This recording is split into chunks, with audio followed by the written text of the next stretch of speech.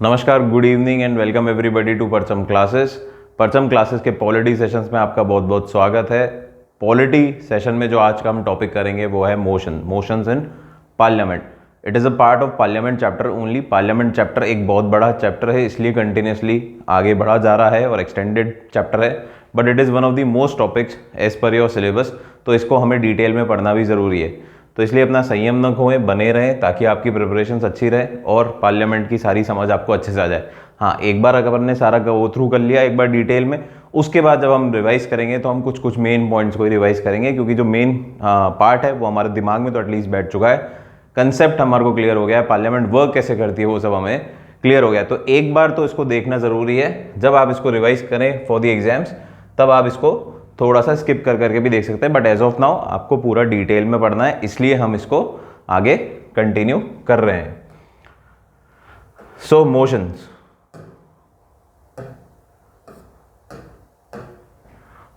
क्या होते हैं? मोशंस क्या है? हमारे पार्लियामेंट में जो मेंबर ऑफ पार्लियामेंट बैठे हैं दूसरे हर हाउस में, लोकसभा और राज्यसभा में, तो वो कोई ना कोई डिस्कशन करते हैं, बिल पास करते हैं, रेजोल्यूशन पास करते हैं, वो तो है ही। साथ ही साथ वो क्या करते हैं? डिस्कशन करते हैं हर टॉपिक पे। तो किसी भी टॉपिक पे अगर डिस्कशन हमें करना है जो कि किसी पब्लिक इंपॉर्टेंस का है, जनरल पब्लिक इंपॉर्टेंस का है, तो हमें क्या पास करना पड़ता है? उस डिस्कशन को इनिशिएट करने के लिए हमें पास करना पड़ता है motion. So motion is a proposal to invoke discussion on a matter of general public importance. तो पब्लिक इंपॉर्टेंस के किसी भी मैटर पे अगर हमें डिस्कशन करना है तो we would be required to pass a motion. एक प्रपोजल हमें देना पड़ेगा फॉर डिस्कशन, जिसे हम बोलते हैं मोशन। अब इस मोशन पे कोई भी डिस्कशन जब तक नहीं होगा, जब तक इस पे प्रिसाइडिंग ऑफिसर का कंसेंट नहीं मिलेगा या अप्रूवल नहीं मिलेगा। जो प्रिसाइडिंग ऑफिसर है उस हाउस का, वो जब तक इस पे अप्रूवल नहीं देगा, इस पे अपनी कंसेंट नहीं देगा कि दिस मोशन इज सबमिटेड, इस मोशन पे डिस्कशन होना चाहिए, तब तक कोई भी मोशन आगे नहीं बढ़ेगा, उस पर कोई भी चर्चा विमर्श नहीं होगा। क्लियर है बात? सो क्या इंपॉर्टेंट बात है, अगर किसी भी विषय पे आपको चर्चा करनी है, किसी भी मैटर पे आपको डिस्कशन करना है हाउस में, तो सबसे पहले आपको मोशन पास करना पड़ेगा, और उस मोशन को एक्सेप्ट कौन करेगा? उसको एक्सेप्ट करेगा presiding officer. So in the case of Lok Sabha का स्पीकर, और राज्यसभा के केस में राज्यसभा का चेयरमैन। इस मोशन को can be moved by a minister और प्राइवेट मेंबर, दोनों ही कर सकते हैं। मिनिस्टर चाहे तो मिनिस्टर मोशन पास कर सकता है कि मेरे को इस टॉपिक पे बात करनी है, या फिर कोई भी प्राइवेट मेंबर कर सकता है। प्राइवेट मेंबर क्या होता है? That member of parliament who is not a minister. तो मेंबर ऑफ पार्लियामेंट तो है, लेकिन वो कोई भी मिनिस्ट्री होल्ड नहीं कर रहे, कोई भी मिनिस्टर नहीं है, यानी काउंसिल ऑफ मिनिस्टर का पार्ट नहीं है, सिर्फ नॉर्मल मेंबर ऑफ पार्लियामेंट है। अब वो भले रूलिंग पार्टी से हो या अपोजिशन पार्टी से हो, वो मैटर नहीं करता, but he is not a minister. Clear है बात? सो इस मोशन को पास करने का हक किसको है? कोई प्राइवेट मेंबर भी कर सकता है और कोई मिनिस्टर भी कर सकता है। Fair enough? चलिए आगे बढ़ते हैं। अब जितने भी मोशन होते हैं, जितने भी प्रपोजल फॉर डिस्कशन होते हैं, they are divided into 3 main categories. 3 category में डिवाइडेड हैं जितने भी मोशन है। किस किस टाइप के होते हैं वो भी हम पढ़ेंगे, लेकिन अभी हमें क्या पढ़ रहा है? 3 कैटेगरी ऑफ मोशन की जितने भी मोशन है वो 3 तरीके के हो सकते हैं। 3 तरीके कौन से हैं? सबसे पहला सब्सटेंटिव मोशन, दूसरा सब्स्टिट्यूट मोशन, और तीसरा सब्सिडरी मोशन। सो सब्सटेंटिव मोशन क्या होता है? सब्सटेंटिव मोशन, सब्सटेंटिव का मतलब क्या होता है? सब्सटेंशियल, कुछ इंपॉर्टेंट, मोटा, कॉन्क्रीट। मतलब कोई भी इंपॉर्टेंट अगर कोई मैटर पे डिस्कशन करना है हमारे को, तो हमें क्या पास करना पड़ेगा? सब्सटेंटिव मोशन पास करना पड़ेगा। क्लियर है? तो कोई भी चीज अगर इंपॉर्टेंट है और उस पर डिस्कशन करना है तो हमें पास करना पड़ेगा सब्सटेंटिव मोशन। ठीक है, फिर आता है सब्स्टिट्यूट मोशन। सब्स्टिट्यूट का क्या मतलब होता है? एक के बदले दूसरा, जैसे पेप्सी के बदले कोका कोला, चाय के बदले कॉफी। तो कोई भी चीज जो रिप्लेस करती है, that is called as substitute. तो सब्स्टिट्यूट मोशन क्या हुआ? जब कोई ओरिजिनल मोशन इन डिस्कशन हो तो उसको हटा के हम किसी और मोशन को लेके आए, उस पर डिस्कशन करने की आग्रह करें, तो that would be a substitute motion. मतलब जो ओरिजिनल मोशन को हटा के पूरा ध्यान कर दे दूसरे मोशन पे, तो that would be a substitute motion. Similarly तीसरा होता है सब्सिडरी मोशन। अब सब्सिडरी वर्ड का क्या मतलब है, आप तीनों वर्ड याद कर लें बस, उससे आपको क्लियर हो जाएगा। सो सब्सिडरी मोशन क्या होता है, सहायक, हेल्पिंग। तो जो ओरिजिनल मोशन है वो तो है ही है, उसके साथ साथ उसके हेल्पिंग कुछ और भी डिस्कशन हमें करने हैं या कुछ सब पॉइंट्स है जिसको हमने डिस्कस करना है, तो उसके लिए जो मोशन लाया जाएगा that would B subsidiary motion, सहायक मोशन। क्लियर है बात? ये 3 टाइप के होते हैं, एंसिलियरी मोशन, सुपरसीडिंग मोशन और अमेंडमेंट मोशन। 3 टाइप से ये मोशन पास किए जाते हैं, एंसिलियरी मोशन, सब्सिडरी मोशन और सुपरसीडिंग मोशन और अमेंडमेंट। ये 3 टाइप के सब्सिडरी मोशन होते हैं। क्या होते हैं अभी अपन देख लेते हैं, पहले आगे बढ़ते हैं। सब्सटेंटिव मोशन की अगर बात करें हम, तो it is a self content independent proposal deals with the important matter. मैं आपको बता चुका हूं, एक इंपॉर्टेंट मैटर को डिस्कस करने के लिए अगर कोई भी प्रपोजल गया है, सेल्फ इंडिपेंडेंट प्रपोजल गया है, तो that would be called as substantive motion. अब इसमें मैंने आपको क्या बोला, कोई कॉन्क्रीट चीज होनी चाहिए, कोई सब्सटेंशियल चीज होनी चाहिए, कोई मोटी चीज होनी चाहिए। तो जैसे impeachment of the president, removal of chief election commissioner, ऐसे कोई मोटे मुद्दे हैं जिन पे बहस होनी है, डिस्कशन होना है, उनका पूरा कार्यकाल या कुछ भी, उनके रिमूवल कैसे करें, उनका इम्पीचमेंट का क्या प्रोसेस रहेगा, किस वजह से उनको इम्पीच किया जा रहा है, इस पे जो भी डिस्कशन होगा वो आएगा आपके सब्सटेंटिव मोशन में। इसके अलावा और भी जैसे लोग हैं, CGI और सुप्रीम कोर्ट जजेस का रिमूवल हो गया, कैग हेड का रिमूवल हो गया, इन सब के बारे में भी क्या होगा, आपको एक सब्सटेंटिव मोशन लाना होगा to discuss it in the house. Clear है? सो जब भी कोई चीज मोटी इंपॉर्टेंट चीज होगी, क्या ध्यान है यहाँ पे, सब्सटेंटिव से आप क्या ध्यान रख लें, सब्सटेंशियल। सब्सटेंशियल का मतलब क्या होता है, कोई भी सब्सटेंशियल चीज मतलब कॉन्क्रीट, मोटी, जिसमें कोई वैल्यू हो, इंपॉर्टेंट हो। क्लियर है बात?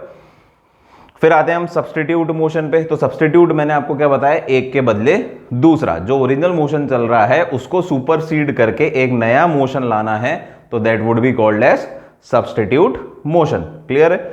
Moved in substitution of an original motion if adopted, अगर इसको अडॉप्ट कर लिया है, इसको एक्सेप्ट कर लिया है कि ये मोशन को स्पीकर साहब ने कि हाँ ये आप मोशन एक्सेप्टेड है, आप सब्स्टिट्यूट मोशन ला सकते हैं, तो it supersedes the original motion, जो ओरिजिनल मोशन है इसको हटा देगा और ये मोशन इन एग्जिस्टेंस आ जाएगा उस वक्त, मतलब accepted by the speaker. So it supersedes the original motion. फिर तीसरा टाइप कैटेगरी क्या है, सब्सिडियरी मोशन। सब्सिडियरी का मतलब क्या होता है, सब्सिडियरी इटसेल्फ ओरिजिनल, इसकी खुद की कोई वैल्यू नहीं है, ये जो ओरिजिनल मोशन चल रहा है उसी के कॉन्टेक्स्ट में सब पॉइंट्स डिस्कस करने की बात हो रही है, सब पॉइंट्स को डील करने की बात हो रही है। सो सब्सिडियरी मोशन का इटसेल्फ ओरिजिनल एग्जिस्टेंस नहीं है, खुद का कोई एग्जिस्टेंस नहीं है, ये हेल्पिंग है for the original motion. So by itself it has no meaning, it cannot state the decision without reference to the original motion। Original motion नहीं तो सब्सिडरी मोशन की कोई वैल्यू नहीं। सब्सिडरी मोशन जब भी पास होगा जो कॉन्टेक्स्ट में होगा वही पास होगा जो कॉन्टेक्स्ट में होगा ओरिजिनल मोशन के। अब सब्सिडरी मोशन मैंने आपको जैसा बताया 3 टाइप के होते हैं। So ancillary motion,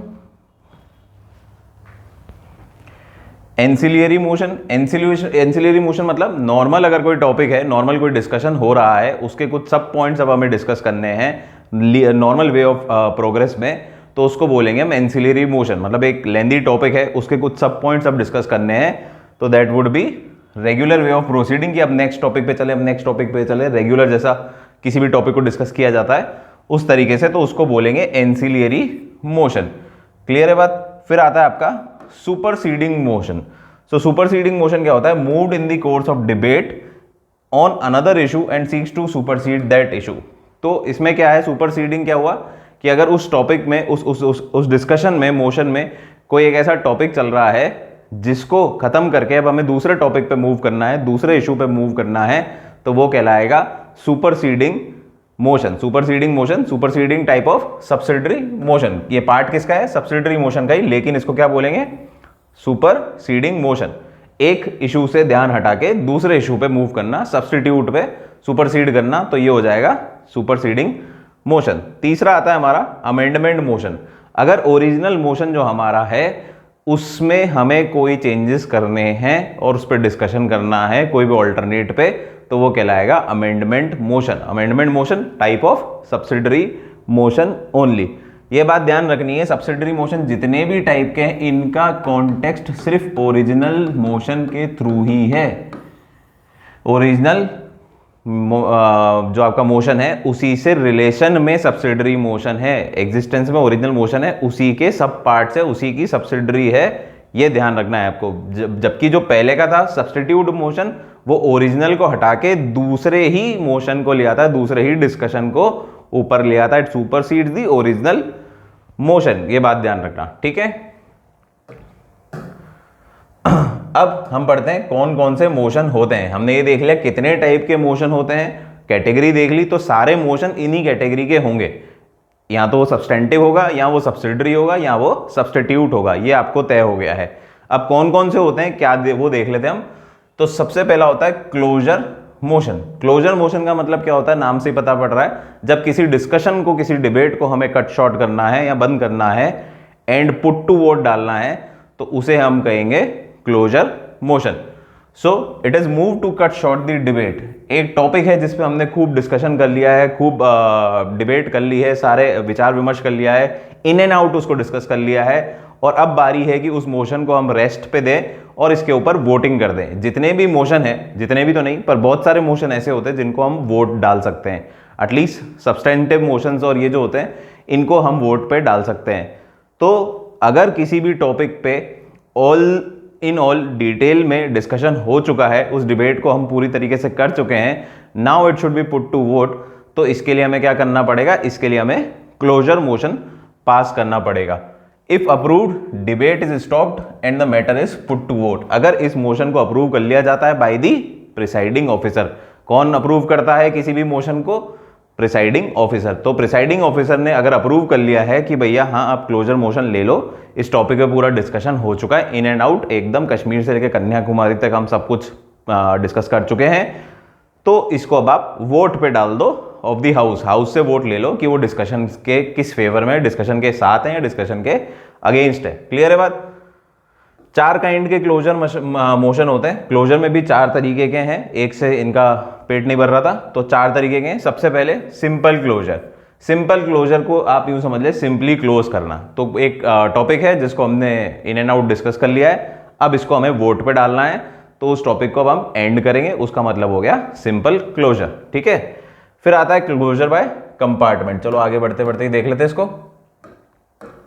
so simple closure समझ में आ गया, simply close, simply close, matter has been sufficiently discuss and now it should be put to vote. अब इस पे वोटिंग करवा दो, बस इससे ज्यादा इसमें कुछ नहीं करना, तो इसको बोल देंगे सिंपल क्लोजर।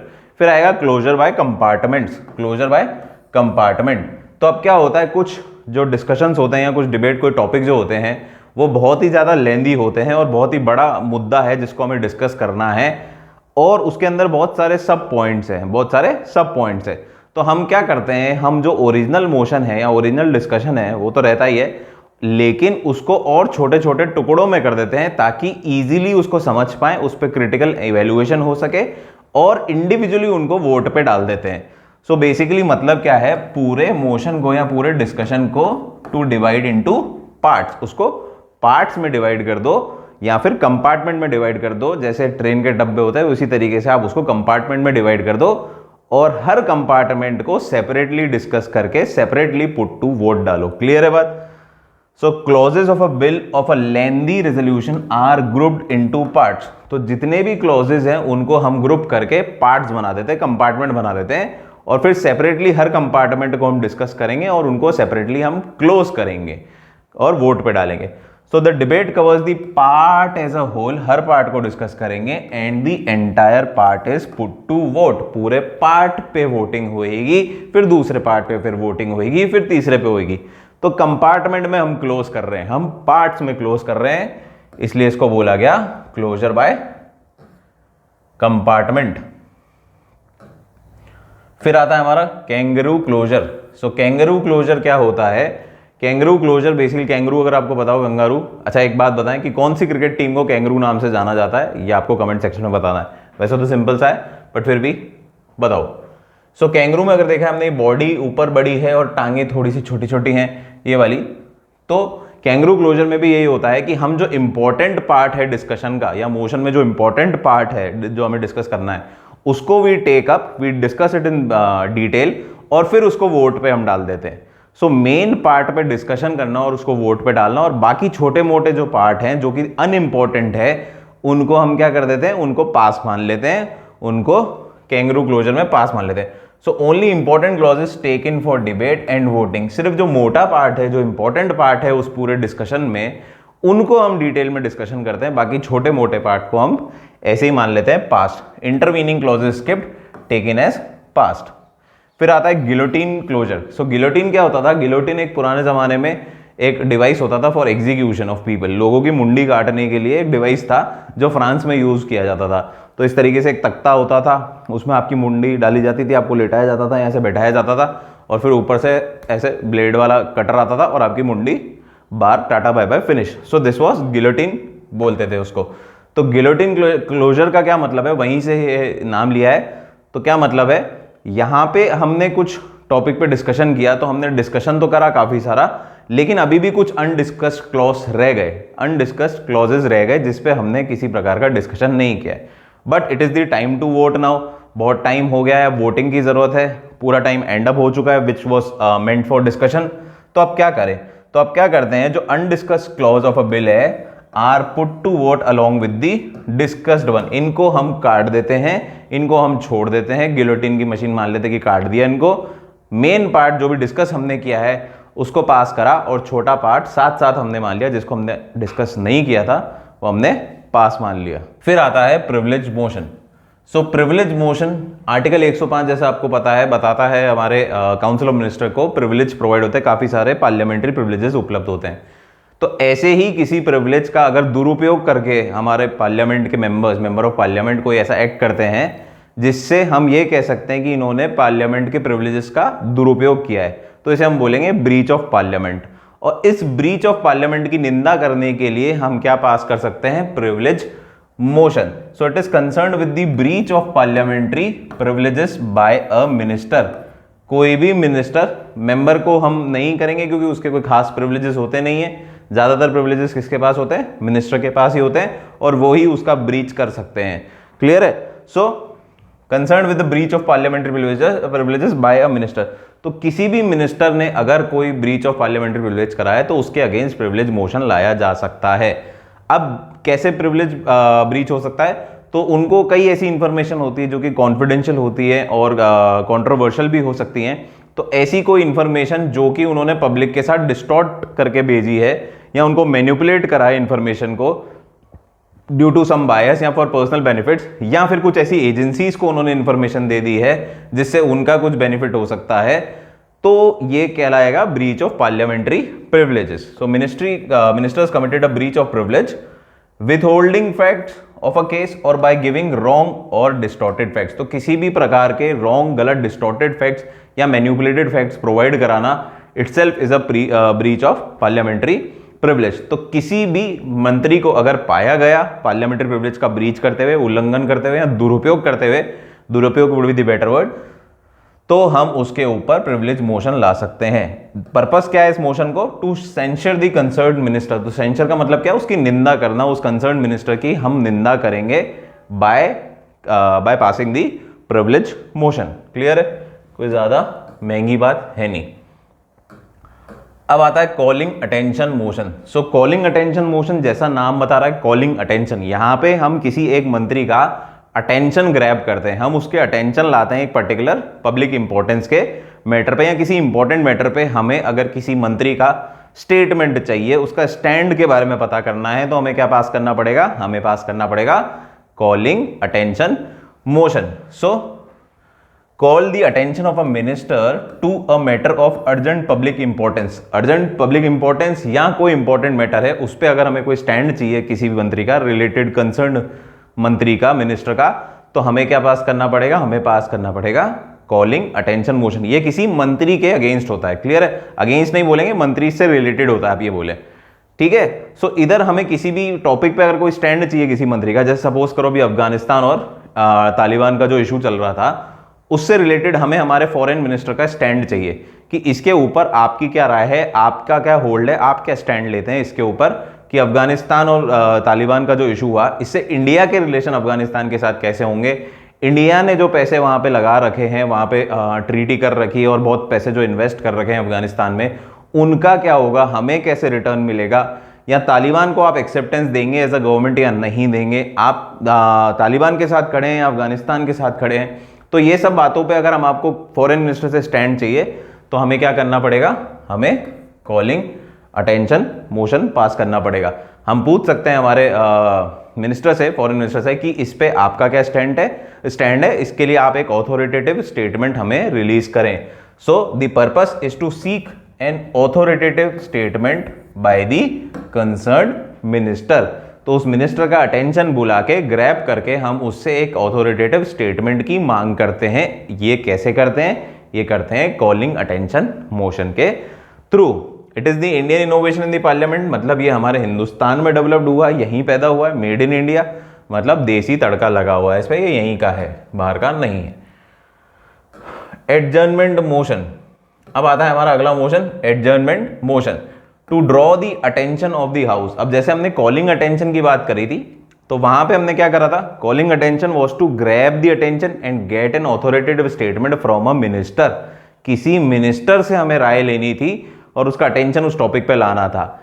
ये अर्जेंट पब्लिक इंपॉर्टेंस पे पूरे हाउस को अटेंशन लाना चाहता है, दैट इज एडजर्नमेंट मोशन। अब हाउस में कोई भी प्रोसीडिंग चल रही है, उसको रोक के आपको ये मोशन डिस्कस करना है। This is of definite matter of urgent public importance. और पर्पस क्या है इसको पास करने का, to draw the attention of the house, attention please, clear है। लेकिन इसको पास करने के लिए एटलीस्ट 50 मेंबर की आपको सपोर्ट चाहिए। तो जो भी बंदा इसको पास करेगा या मांग करेगा इसको पास करने के लिए, उसको एटलीस्ट 50 लोगों का सपोर्ट होना चाहिए, तभी पूरा हाउस, ऑब्वियस सी बात है, इस पर डिस्कस करेगा। नहीं तो सबके पास फालतू समय तो नहीं है कि अपन ने एक टॉपिक उठाया और उस पर डिस्कशन चालू कर दें। सो क्योंकि ये कॉन्क्रीट है, डेफिनेट मैटर है, तो इस पर कम से कम 50 लोगों की बैकिंग होगी, 50 लोग इस चीज को सपोर्ट कर रहे होंगे, तभी इस पे बात की जाएगी, अदरवाइज इस पे बात नहीं की जाएगी। अच्छा, ये ओनली इन लोकसभा है, लोकसभा में है, राज्यसभा में इसका जिक्र नहीं होता। क्यों? क्योंकि ये पब्लिक इंपॉर्टेंस मैटर है, अर्जेंट पब्लिक इंपॉर्टेंट मैटर है, तो ऑब्वियस सी बात है पब्लिक के चुने हुए लोग का मैटर है लोकसभा में। राज्यसभा में इनडायरेक्ट इलेक्शन होते हैं, तो डायरेक्ट रिप्रेजेंटेटिव्स नहीं होते। तो अगर ये इंपॉर्टेंट, इतना अर्जेंट मैटर है, तो इसको पहले पब्लिक के नुमाइंदे ही डिस्कस करेंगे, जो मेन है। Discussion at least 2 hours and 30 minutes, तो इसके लिए स्पेशल कम से कम 2.5 घंटे की डिबेट होनी चाहिए। मतलब ये मोशन इतना भारी होना चाहिए कि इस पर 2.5 घंटे सदन में डिस्कशन हो सके, सभा में डिस्कशन हो सके, क्लियर है। तो कम से कम 2.5 घंटे आपको डिस्कशन करना है। तो ये एक गंभीर इशू पे डिस्कशन होने को बोलते हैं हम, उसको डिस्कशन कराने को बोलते हैं एडजर्नमेंट मोशन, उसके लिए हमें पास करना पड़ेगा, क्लियर है। सो अब इस गौतम गंभीर डिस्कशन के लिए कुछ रेस्ट्रिक्शंस भी हैं, इस एडजर्नमेंट मोशन के लिए कुछ रेस्ट्रिक्शंस भी हैं। ये आपको ध्यान रखना है कि सबसे पहला तो ये डेफिनेट होना चाहिए, फैक्चुअल होना चाहिए। ये बात ध्यान रखें कि definite, factual, urgent end of public importance होना चाहिए। ये इसके कैरेक्टरिस्टिक होने चाहिए, तभी आप इसको पास करोगे। वेग इंफॉर्मेशन डिस्कस नहीं करोगे कि भैया हमें लगता है कि उस सरकार ने जो ये किया है इससे ये गलत होगा या हो सकता है। तो कोई भी वेग इंफॉर्मेशन नहीं होनी चाहिए, it should B definite, precise information होगी, फैक्चुअल इंफॉर्मेशन होगी, तो ही उसको डिस्कस किया जाएगा, अदरवाइज इसको डिस्कस नहीं किया जाएगा। Should not cover more than one matter, एक मैटर से ज्यादा डिस्कशन नहीं करना, क्योंकि इंपॉर्टेंट है तो एक ही मैटर को डिस्कस करना है। ऐसे नहीं कि आप 2-3 मैटर ले आओ और उसको urgent public attention, urgent house attention के लिए आप एडजर्नमेंट मोशन में ले चलो। So that would be wrong. एक ही मैटर पे एट अ टाइम डिस्कशन होगा।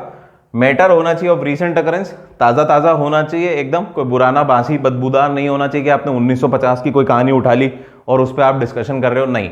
It should be of the recent occurrence, एकदम ताज़ा होना चाहिए। Should not raise a question of privilege breach से रिलेटेड आप क्वेश्चन नहीं कर सकते इसमें एडजर्नमेंट मोशन में, क्योंकि उसके लिए एक सेपरेट प्रिविलेज मोशन पहले ही आपको दिया गया है।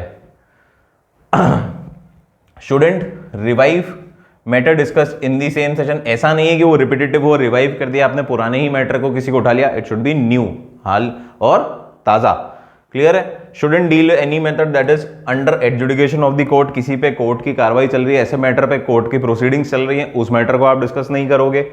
Should not raise any question that can be raised on a distinct motion, किसी भी और मोशन के थ्रू अगर आप उस टॉपिक को डिस्कस कर सकते हो या उस मैटर को आप डिस्कशन में ला सकते हो तो आप एडजर्नमेंट मोशन के थ्रू नहीं लाएंगे।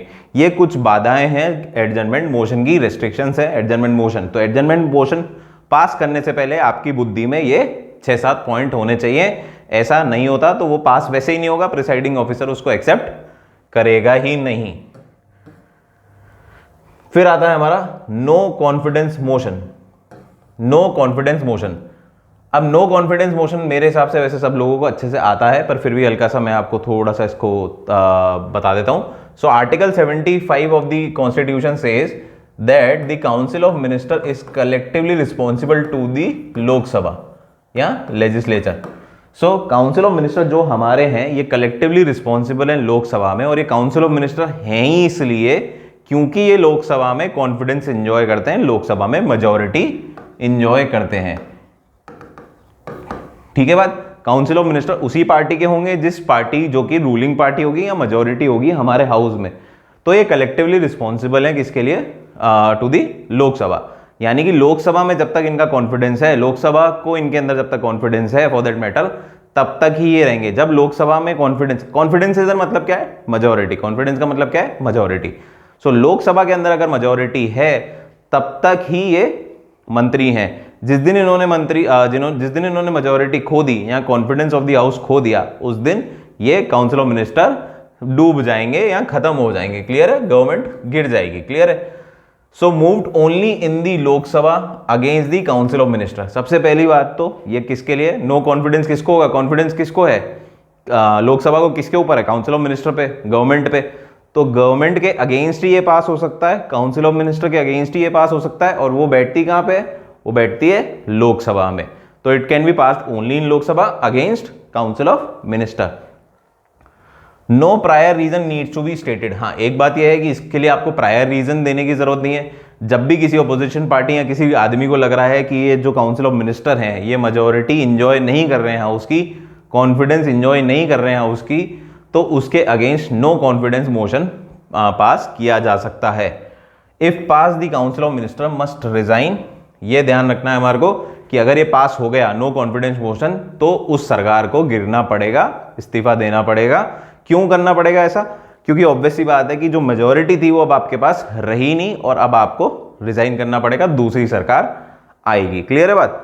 जैसे 545 मेंबर जैसे हमारे हाउस में होते हैं लोकसभा में, तो इसमें से हमारे को क्या चाहिए? 273 की मेजॉरिटी चाहिए। तो सपोज करो एक पार्टी है जिसके पास 300 सीट्स हैं, 300 सीट्स हैं, अभी वो मेजॉरिटी में है। इसी पार्टी में से कुछ लोग को चुना जाएगा फॉर काउंसिल ऑफ मिनिस्टर। तो सपोज हमने कुछ 50 एक मंत्री हमने चुन लिए, काउंसिल ऑफ मिनिस्टर बना दिए। क्लियर है बात? तो ये काउंसिल ऑफ मिनिस्टर क्यों है? क्योंकि ये इस पार्टी को बिलोंग करते हैं, 300 लोगों वाली जो पार्टी चल रही है उसको बिलोंग करते हैं। और ये पार्टी एग्जिस्टेंस में क्यों है? क्योंकि ये मेजॉरिटी में है हाउस के या कॉन्फिडेंस में है हाउस के। क्लियर है बात? तो जब तक ये 300 लोग हैं इनके पास, जब तक इनके पास हाउस में मेजॉरिटी है, तब तक तो इनका कोई बाल भी बाका नहीं बिगाड़ सकता। लेकिन अगर सपोज करो ये 50 लोग इनका कॉन्फिडेंस खो देते हैं और इनकी पार्टी में से कुछ लोग अपोजिशन में चल जाते हैं या इनके साथ नहीं है, ऐसा लगता है कि भैया ये साथ में नहीं होंगे, तो अपोजिशन पार्टी इनको क्या बोलेगी कि आप अपना कॉन्फिडेंस प्रूव करिए, हम आपके against no confidence motion pass करते हैं। और फिर उसके बाद अगर हमें सपोज करो ये 273 से नीचे आ जाते हैं, 260 लोग ही इनके साथ हैं, तो सरकार क्या हो जाएगी? गिर जाएगी, क्योंकि कॉन्फिडेंस ऑफ द हाउस ये लोग खो चुके हैं। तो नो कॉन्फिडेंस मोशन का मेन कारण क्या है पास करने का? सरकार को गिराना। जब भी अपोजिशन को लगता है कि भैया ये सरकार गिर सकती है, इनके पास कॉन्फिडेंस ऑफ द हाउस नहीं है, हमने कुछ आध मंत्री हमारे साथ कर लिए हैं, खरीद लिए हैं, कुछ भी कर लिया XYZ, बिहाइंड द सीन्स क्या होता है उससे मतलब नहीं है हमारे को, तो वो क्या पास कर सकती है? नो कॉन्फिडेंस मोशन पास कर सकती है। बट इसके लिए क्या चाहिए? कम से कम 50 लोगों का सपोर्ट चाहिए। वो तो होगा ही, 50 लोग का सपोर्ट नहीं होगा तो मेजॉरिटी कैसे आप जीतोगे? क्लियर है? फिर आता है हमारा कॉन्फिडेंस मोशन। सो कॉन्फिडेंस मोशन भी करीब करीब ऐसा सा ही है। आर्टिकल 75 वही जो पावर देता है काउंसिल ऑफ मिनिस्टर को कि काउंसिल ऑफ मिनिस्टर पावर या ड्यूटी जो भी आप बोल लें कि council of minister should be collectively responsible to the legislature. तो अब हुआ क्या 1990s के टाइम के अनुसार के आसपास हमारे यहाँ पे क्लियर मेजोरिटी किसी को नहीं मिल रही थी, फुल फ्लेज मेजोरिटी हमारे यहाँ के लोग नहीं पा रहे थे। हमारे पास क्या आ रहे थे, फ्रैक्चर्ड मैंडेट आ रहे थे। फ्रैक्चर्ड मैंडेट बोले तो मतलब क्लियर विनर नहीं है, पूरी मेजोरिटी नहीं है हमारे हाउस में। जैसे हमारे को 273 सीट्स चाहिए तो वो हम हासिल नहीं कर पा रहे। हमारे पास सपोज करो आई 220 सीट, कितनी आई 220 सीट, और दूसरी पार्टी इसके पास आई 130, 110, 50, जो भी 160 देखो, 380, 380, 500, तो ठीक है, ऐसी कुछ आई। मतलब किसी के पास भी मेजोरिटी नहीं है, एकदम फुल फ्लेज मेजोरिटी नहीं है। तो अब तरीका क्या हो सकता है, हम कोलिशन कर लें, हम इनके साथ मिल जाएं ताकि हम पार्टी बना सकें, हम मेजोरिटी बना सकें। तो यही कॉन्फिडेंस मोशन है। ये कॉन्फिडेंस मोशन क्या है, जब जो party fractured wafer thin majority के साथ जीती है, किसके साथ, वेफर थिन मेजोरिटी के साथ जीती है, उसको अपनी मेजोरिटी प्रूव करनी है हाउस में कि भैया हम सरकार बना सकते हैं। भले ही हमारी इंडिविजुअल पार्टी को पूरे वोट नहीं मिले, लेकिन हम लोगों के साथ गठबंधन करके हम क्या कर सकते हैं, हम सरकार बना सकते हैं। सो ये कॉन्फिडेंस मोशन क्या है, सो इस government with wafer thin majority is called by moving a motion of confidence. उनको बोला जाता है कि आप अपना confidence of the house prove करें, confidence in the house prove करें, इसके लिए एक कॉन्फिडेंस मोशन लाया जाता है। और अगर ये कॉन्फिडेंस मोशन पास नहीं होता, नेगेटिव हो जाता है, तो सरकार को गिरना पड़ेगा, जैसा कि अटल बिहारी वाजपेयी के साथ हुआ था 1999 में, जब वो majority of the house prove नहीं कर पाए, confidence of the house prove नहीं कर पाए और उनकी सरकार को गिरना पड़ा। सो कोई भी ऐसी सरकार, कोई भी ऐसी पार्टी जिसके पास फुल फ्लेज मेजोरिटी नहीं है, वो गठबंधन करेगी दूसरी पार्टियों के साथ और फिर वो प्रूव करेगी कि हम मेजोरिटी में हैं, हमारे पास हाउस का कॉन्फिडेंस है। इस प्रूव करने के लिए हमें क्या करना पड़ेगा, कॉन्फिडेंस मोशन पास करना पड़ेगा। बस इतनी सी कहानी है। फिर आता है आपका सेंसर मोशन। सो सेंसर जैसा आपको पता है, निंदा करना, क्रिटिसाइज करना किसी को भी। सो सेंसर मोशन क्या है, जब हम हमारी सरकार को या किसी मिनिस्टर को सेंसर कर रहे हैं तो it is a censure motion. बस moved against an individual minister और अ ग्रुप ऑफ मिनिस्टर और एंटायर काउंसिल ऑफ मिनिस्टर। तो आप एक मंत्री, नरे मंत्री या सारे काउंसिल ऑफ मिनिस्टर के अगेंस्ट सेंसर मोशन ला सकते हैं। Should state the reasons. अब आप रीजन तो बताओगे ना, किस वजह से आप किसकी निंदा कर रहे हो, आप क्यों क्रिटिसाइज कर रहे हो इस काउंसिल ऑफ मिनिस्टर को, तो उसके लिए आपको रीजन देने पड़ेंगे। तो ये जरूरी है कि आपको रीजन देने पड़ेंगे। If passed, council of minister need not to resign. अगर ये पास हो गया और पूरा हाउस मानता है कि हाँ यार ये तो निंदा करने वाला काम करा है आपने और गलत काम करा है, सब क्रिटिसाइज कर रहे हैं, तो भी काउंसिल ऑफ मिनिस्टर को रिजाइन करने की जरूरत नहीं है, जैसा कि कॉन्फिडेंस मोशन में थी कि अगर पास हो गया नो कॉन्फिडेंस मोशन तो रिजाइन करना पड़ेगा। ये पास भी हो गया, सबके सब राजी भी हो गए, निंदा भी हो गई, तो भी रिजाइन नहीं करना, बस निंदा हो गई। क्लियर है बात, सिर्फ ये चर्चा का टॉपिक है।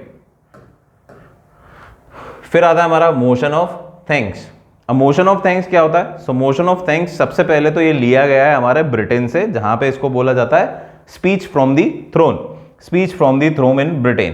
तो इसी से रिलेटेड हमने यहाँ पे हमारे इंडियन अडेप्शन क्या है इसका, motion of thanks. So motion of thanks में क्या होता है, जो प्रेसिडेंट साहब होते हैं वो हर जनरल इलेक्शन के पहले सेशन में, हर नए जनरल इलेक्शन के पहले सेशन में और हर फिस्कल ईयर में पिछले फिस्कल ईयर के पॉलिसीज और प्रोग्राम को डिस्कस करते हैं दोनों हाउस में, और उनको अपनी उपलब्धियां, मतलब सरकार की, पुरानी सरकार की उपलब्धियां गिनाते हैं, बताते हैं। क्लियर है बात। सो क्या है, first session after every general election, हर जनरल इलेक्शन के बाद और हर फिस्कल ईयर के बाद नए फिस्कल ईयर में, fiscal year is basically the business year, हमारे यहाँ पे इसको अप्रैल से मार्च लेते हैं। सो क्या करते हैं, एड्रेस्ड बाय द प्रेसिडेंट साहब, ये पॉलिसीज एंड प्रोग्राम बताते हैं हमारे पुरानी गवर्नमेंट की, जो भी पुरानी गवर्नमेंट थी उसने क्या पॉलिसी एंड प्रोग्राम लागू करे और अभी किस स्टेज में, आगे हम क्या एक्सपेक्ट कर रहे हैं, ये सब ये पॉलिसीज एंड प्रोग्राम को बताएंगे। और हर फिस्कल ईयर में कि लास्ट ईयर इस सरकार ने क्या क्या काम करा है, क्या क्या अच्छा और बुरा करा है, बुरा तो नहीं, अच्छा अच्छा क्या क्या करा है, इसको डिस्कस किया जाएगा हाउस ऑफ पार्लियामेंट में। इसको बोला जाता है मोशन ऑफ थैंक्स। इसको क्या बोला जाता है, मोशन ऑफ थैंक्स। अब क्योंकि ये सरकार की उपलब्धियां गिना रहा है, उनके पॉलिसीज एंड प्रोग्राम्स गिना रहा है, तो इसको पुट टू वोट भी डाला जाएगा। इसको क्या करा जाएगा?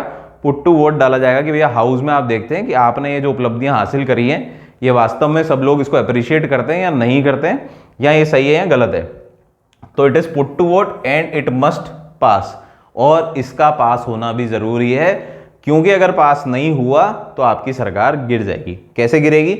सरकार ऐसे गिरेगी, क्योंकि एक बात समझो, प्रैक्टिकली अगर मेरी पार्टी के पास 300 लोग हैं लोकसभा में, ये लोकसभा में ही होता है, पुट टू वोट कहां पे होता है? ये लोकसभा में। राज्यसभा में इस पे वोटिंग नहीं होती, सिर्फ वोटिंग कहां पे होती है? लोकसभा में ही होती है। तो मेरे पास अगर 300 लोग हैं मेरी पार्टी के पास, और बाकी जो हैं वो 273 हैं, जो कि मेजोरिटी नहीं है इनके पास, सॉरी 245 लोग हैं, सपोज दो ही पार्टी है, हम बाकी की पार्टी को, या बाकी की सारी पार्टी मिला के 245 है, मेरी पार्टी के पास 300 लोग हैं। अब मेरी सरकार की पॉलिसी और प्रोग्राम्स डिस्कस हो रहे हैं और उसके बारे में चर्चा हो रही है। अब इसको हमने वोट पे डाल दिया। अब वोट पे डाल दिया तो मेरे पास 300 वोट तो है ही ना भाई साहब, मेरी पार्टी है, मेरी ही पॉलिसीज एंड प्रोग्राम है, डिस्कस हो रहे हैं, तो ऑब्वियस सी बात है कि मेरी पॉलिसी प्रोग्राम का मैं ही क्रिटिसाइज थोड़ी करूंगा, निंदा थोड़ी करूंगा कि नहीं यार हमने ये काम करा नहीं ढंग से, ये अच्छा नहीं हुआ। तो ये 300 लोग का सपोर्ट तो रहेगा ही रहेगा। इसका मतलब क्या हुआ? ये हमेशा प्रैक्टिकली तो पास होगा ही होगा, क्योंकि हमारी पार्टी, हमारे ही पॉलिसी एंड प्रोग्राम, तो हम तो तारीफ ही करेंगे, हम तो अप्रिशिएट करेंगे ही करेंगे और उसको पास करेंगे ही करेंगे। अगर ये पास नहीं होता है इन एनी सिचुएशन, जिसको प्रैक्टिकली हम नहीं कर पाते हैं, पर अगर इन सम सिचुएशन ये पास नहीं हो पाता है तो क्या होगा? तो इसका मतलब क्या है कि 300 वोट नहीं मिले, मेरे को वोट मिले 273 से कम, मेजॉरिटी से कम। इसका मतलब मेरे साथ मेरी सरकार नहीं है, कॉन्फिडेंस ऑफ द हाउस नहीं है, और कॉन्फिडेंस ऑफ द हाउस नहीं है तो फिर तो सरकार गिरनी ही गिरनी है। ये बात तो हम अभी पढ़ चुके हैं। अगर सरकार के पास कॉन्फिडेंस नहीं है हाउस का, तो वो सरकार नहीं टिकेगी। क्लियर है? कहां से लिया है? Speech from throne in the Britain. फिर आते हैं हमारे no day yet named motion, और रुक जा। So no day yet named motion का क्या मतलब है? ये ऐसा मोशन है जो स्पीकर ने या प्रिसाइडिंग ऑफिसर ने एक्सेप्ट तो कर लिया है कि भैया इस पर डिस्कशन होगा, लेकिन no date has been fixed for it yet. अभी तक इस पर कोई डेट नहीं दी कि किस दिन आप इस पर डिस्कशन करेंगे इसको फर्दर कोई भी डेट में। After discussion with the committees और लीडर ऑफ द हाउसेस, उसके बाद आपको एक डेट दे दी जाएगी जिस दिन इस पर डिस्कशन होगा। अभी के लिए डिस्कशन होना तय हो चुका है, किस दिन होगा ये तय नहीं हुआ है। क्लियर है बात? फिर आता है dilatory motion. Dilatory motion is to slow down the process या हटाना। क्लियर है? So motion for the adjournment of the debate on a bill, motion resolution. तो किसी भी मोशन रेजोल्यूशन पे अगर कोई डिस्कशन चल रहा है, उस डिस्कशन को हटाना है, स्थगित करना है, तो उसके लिए हमें पास करना पड़ेगा डायलेटरी मोशन। ये एक तरीके का एडजर्नमेंट का टाइप है। क्लियर है? अब इसमें क्या है, इसमें जब भी किसी मेंबर को लगता है या किसी पार्टी के आदमी को लगता है कि इस टॉपिक पे काफी चर्चा हो गई है और अब इस पे हम व्यर्थ टाइम खराब कर रहे हैं, अब हमें दूसरे टॉपिक पे मूव करना चाहिए या दूसरे इशू पे मूव करना चाहिए, तो वो पास कर सकता है dilatory motion. Motion to retard और डिले दी प्रोग्रेस। तो जो भी प्रोग्रेस एक डिस्कशन में चल रही है, एक इशू पे चल रही है, उसको खत्म करो और आगे बढ़ो के लिए डायलेटरी मोशन पास किया जाता है। हालांकि इस डायलेटरी मोशन को पास करने के वक्त स्पीकर देखेगा कि भैया ये सही है या गलत है, कहीं ये abuse of rules of parliament तो नहीं है, कहीं abuse of rules of house तो नहीं है कि एक आदमी जबरदस्ती परेशान ही कर रहा है, भाई ये चाह ही नहीं रहा कि इस पर डिस्कशन हो, इस वजह से ये इसको बार बार इस पर डायलेटरी मोशन की डिमांड कर रहा है। तो वो स्पीकर के हाथ में है कि इसको एक्सेप्ट करे या प्रिसाइडिंग ऑफिसर के हाथ में है कि इसको एक्सेप्ट करे या इसको रिजेक्ट करे, वो दोनों कर सकता है। क्लियर है? Speaker can reject it if he finds it as an abuse to the rules of house. House के जो रूल्स हैं उनको अगर उसको लग रहा है कि उसके अगेंस्ट जा रहा है, उचित नहीं है, तो उसको रिजेक्ट कर सकता है। सो this was all about motions. कुछ और मोशंस भी हैं, वो हम नेक्स्ट लेक्चर में करेंगे। Point of order, half an hour discussion, इस पे ऐसे कुछ छोटे मोटे मोशंस और भी हैं। उसके बाद हम पढ़ेंगे रेजोल्यूशंस और आगे बिल का प्रोसेस कंटिन्यू करेंगे। अगर आपको ये लेक्चर अच्छा लगा हो, कुछ बेनिफिशियल इन्फॉर्मेशन मिली हो, तो give it a thumbs up and share it with your friends. Thank you.